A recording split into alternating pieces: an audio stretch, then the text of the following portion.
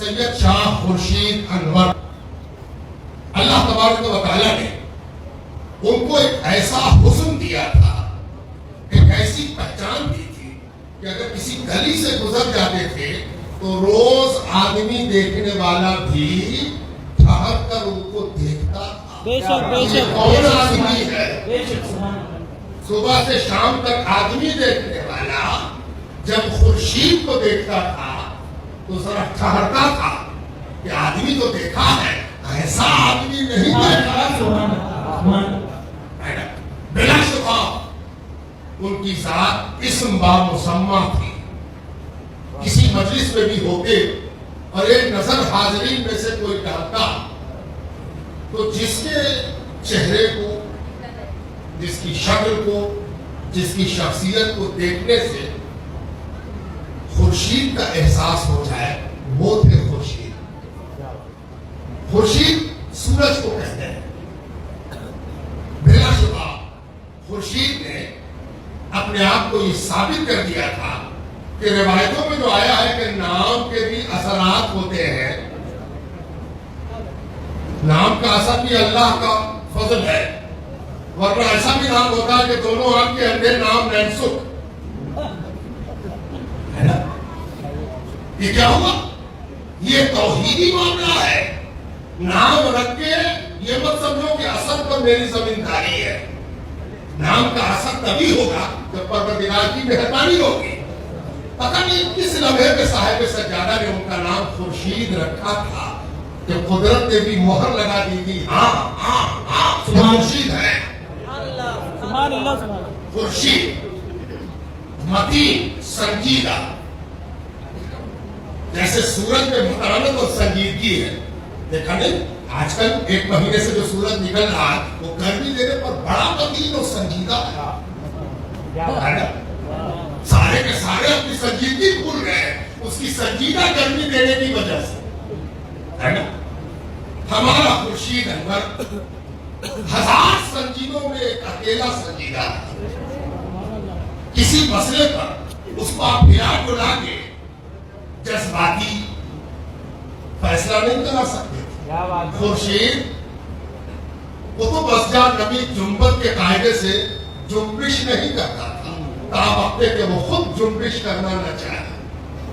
بلا شبہ وہ خورشید تھا، اٹل، پکا، پختہ، کم بولتا، لیکن جب بولتا تو ایسا بولتا کہ ماننا پڑتا کہ یہ سورج کی روشنی ہے اور اس کا انکار کرنے والا سوائے چمگادڑ کی اور کچھ ہو نہیں سکتا۔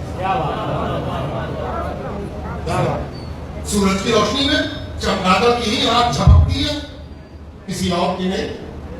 تو وہ خورشید، ایسا خورشید جس نے خانقاہ اور مدرسے کے درمیان ایک کامیاب زندہ پل بنایا تھا۔ کوئی مدرسے سے آتا تو خورشید خانقاہ کا دروازہ دکھاتے، کوئی خانقاہ سے آتا تو اسے مدرسے کی چٹائی دکھاتے۔ خورشید مدرسے اور خانقاہ کے درمیان جسد اور پلیا اور سیتو کا کام کر رہے تھے۔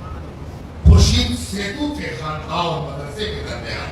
آج بڑی ضرورت ہے ایسے کسی سیتو کی، ایسے کسی برج کی جو خانقاہ اور مدرسے کے درمیان کی دوری کو پاٹ دے اور خوبصورتی کے ساتھ پاٹ دے کہ خانقاہ والا مدرسے میں آئے، مدرسے والا خانقاہ میں جائے اور دونوں ایک دوسرے کا مداح اور ایک دوسرے کا توثیق کرنے والا ہو۔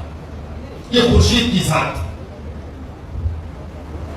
ممکن ہے کہ آپ میں سے بہتوں کو خورشید کا ساتھ رہا ہو، میرا ساتھ ان سے دوسرے قسم کا تھا۔ پتہ نہیں وہ کیوں مجھ کو اپنا مربی سمجھتے۔ کوئی مسئلہ جب کبھی کوئی پریشانی محسوس کرے، چاہے ذہنی یا جسمانی، وہ مجھ سے مشورہ کرتے تھے اور میں ان سے اکثر کہا کرتا تھا آپ خود صاحب الرائے ہیں، آپ کی اصابت رائے پر تو دنیا کا اتفاق ہے، آپ اس سے کیوں پوچھتے؟ نہیں، آپ کی رائے لے لینے سے تشفی ہوتی ہے، یہ کہتے ہیں۔ اکثر و بیشتر خانقاہ منعمی میں ان کا حاضر آنا قائم رہتا، عرس کی مجالس میں، سما کی مجالس میں پابندی کے ساتھ شریک ہوتے، اور ان کے اندر ایک خاص بات تھی کہ جب وہ حاضر ہوتے تھے تو کبھی اٹھتے نہیں، بیٹھتے تو اس وقت تک بیٹھتے جب تک کہ خود اجازت نہ دے دی جائے. یہ سب وہ خوبیاں تھی خورشید میں جو دوسروں میں کھوجنے سے کم ملتی. خورشید پتہ نہیں کتنی محبت اللہ نے ان کو مجھ سے دے دی تھی کہ جب ان کے ماہر علمی انہوں نے جونپور میں پڑھا تھا, صاحب قانون شریعت کے مدرسے, جب وہاں سالانہ دستار بندی کا ایک بڑا تاریخی موقع ہے, شاید 25 سال یا کچھ گزرا تھا یا 50 سال گزرا تھا, تو انہوں نے مجھ کو بزد ہو کر کہا کہ آپ کو چلنا ہے, آپ ہی کی تقریر. مجھ کو لے گئے جونپور, تقریر کرائی, پھر لے کر واپس آئے. مولانا خورشید کبھی بھلائے نہیں جا سکتے. وہ اندر سے بھی پرانے تھے, باہر سے بھی پرانے تھے. ان کو کوئی نیا نہیں کر سکا. اندر سے پرانا میں نے اس لیے کہا کہ بباطن تو وہ اس خاندان کی شان تھے, لیکن ایک اور چیز آپ کو بتائیں, وہ اندر میں نوستین پہنتے تھے. سب لوگ بنیان تک آ گئے. مولانا خورشید 100 برس پرانا فیشن اندر میں رکھتے تھے. سب کو تو نہیں معلوم, لیکن اندر میں وہ وہی پہنتے تھے جو 100 سال پہلے تمام بنیان پہننے والے پہنتے تھے. جو اندر میں 100 سال پرانی قدر کو قدر کے ساتھ باقی رکھتا ہو, وہ قدر کو کبھی پامال نہیں کر سکتا. اس کے ہاں قدریں محفوظ تھی.